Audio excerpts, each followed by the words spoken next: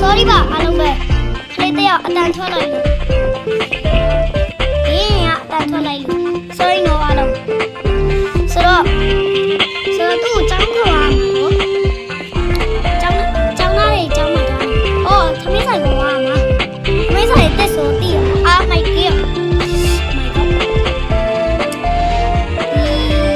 ဒီစာလကာတော့ပြည့်တယ်စက်လာဂီကရမိုက်တယ်ကျမဆိုနေလိုက်ဆိုကြိုက်တယ်ကဲသမီးလိုက်တော့မပြောရမယ်ကျမလည်းမအားစေကွာတက်တော့နည်းနည်းလာချက်ဒါကွာတို့နေရတယ်အရင်မသိဘူးကဲသမီးလိုက်စားမယ်ကွာကောင်းတဲ့ဟာဘောပါစားတယ်အော်လည်းဖေးတာကောင်းပါပြီဆိုတော့ကောင်းပါပြီရှာပြီစားရမယ်နေရတယ်ငါကောင်းမဟုတ်ဘူးဟာဘယ်တော့ကောင်း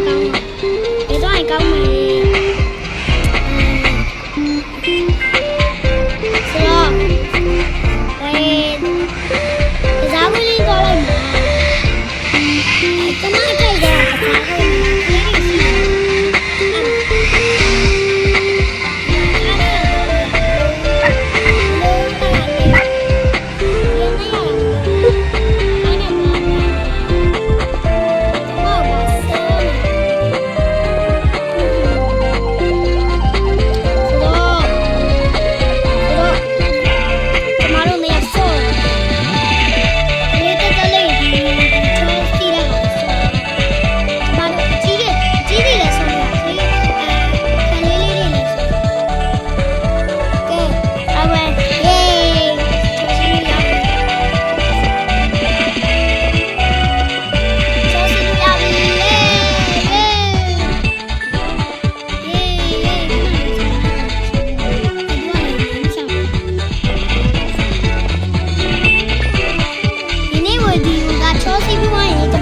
ဒီ